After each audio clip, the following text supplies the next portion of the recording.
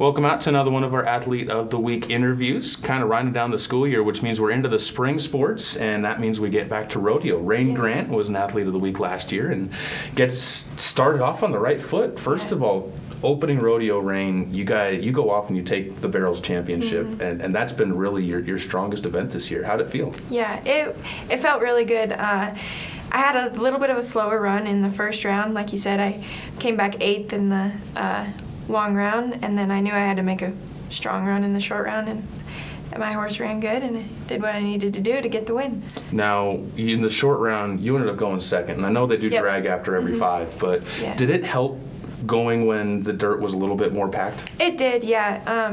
They had the ground really good, but it did help, I think, a lot. I think, honestly, anybody had a fair chance. Just like you said, they were raking every 5, but I think I did have a little bit of an advantage there for sure. When you end up putting down the fastest time of the rodeo with that 4.12, talk a little bit just about the confidence that you've been gaining in barrels so far this year as you've been going. And it's one thing to have 1 or 2 rodeos where you're successful, but to have the break and then still be coming back in that form, is that a difference maker? It is, and it's a lot of different setups. I was pretty nervous coming into the barns the last rodeo I won. It was a huge outdoor pen. This one was a little tiny trap, people call it, but it was a huge confidence boost. I'm really excited for the rest of the season for sure.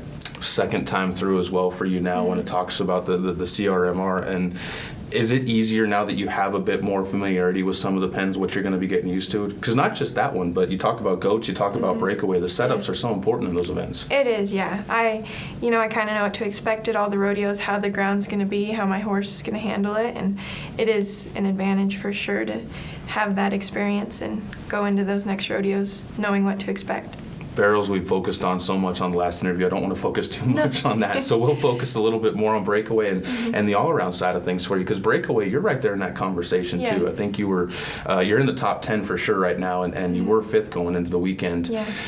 When you think about being that good in 2 events right now, how much does that excite you, but how much does that make you nervous when you have 2 events that you got to kind of focus on? I've always competed in multiple events my whole life, so I wouldn't say it necessarily makes me nervous or anything, but it just gives me more drive to go for that all around and help our team out and hopefully get a couple other girls to the college finals too. Well, and speaking of the all around, LCCC has rarely put women into the CNFR. To get an all-around rider in the CNFR, you're putting yourself up there as far as on a little bit of a pedestal might be the wrong word, but you're climbing the mountain as far as being one of the better rodeoers that's ever been here.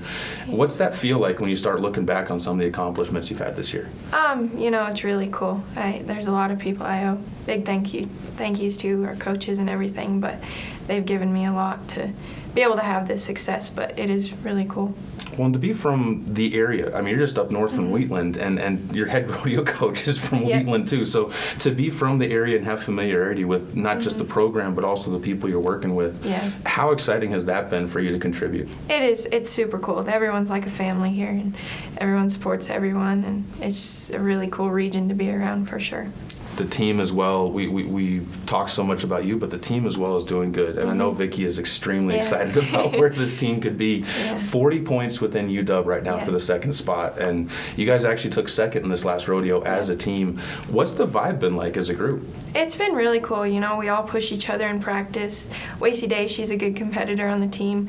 We match each other and stuff in practice and really strive to get better. So it's cool to have that competition, where we're competing against each other, but really we're all pushing for each other too. It's a cool atmosphere to be around for sure. When I feel like there are some senior leaders for this team, but a lot of the pressure on the people on the team is coming from the freshmen behind you guys. How have they adapted and some of the younger athletes gotten more comfortable with the college rodeo scene? I think they've adapted really well. Like Vicki and Dean, they're super good coaches, and they're just so welcoming, and I feel like our whole team is very welcoming, and everyone gets along at practice, and it's pretty fun down there. Well, you see practice, even when it's not the women's day to go and practice, when they're just doing team roping and they're just doing the rough stock, you still see a lot of the women athletes there, and you also see a lot of the guys there when you guys are doing your practices. Has that helped build that chemistry up? Oh, for sure, and it's just a big deal. Going down the road and traveling with everybody, we're all there to help each other, like at practice or anywhere. It's it's important to have that strong team behind you for sure. Well, when you travel so far, the home crowd doesn't necessarily follow like it does in other sports with rodeo. Does it help knowing that you're going to have 20, 30 people there cheering you guys on and supporting you guys every rodeo? Absolutely. It's so cool to stay and cheer on your teammates, and especially in the short rounds. Even if kids don't make it, a lot of them stay and watch short round, and it's cool to have that team behind you rooting for you.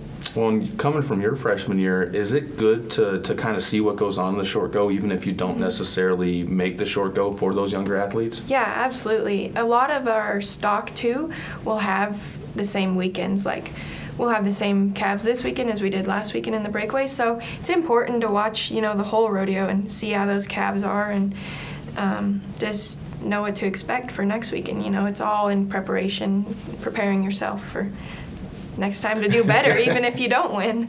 So this week you guys have Torrington, and Torrington has traditionally been a pretty good rodeo for LCCC.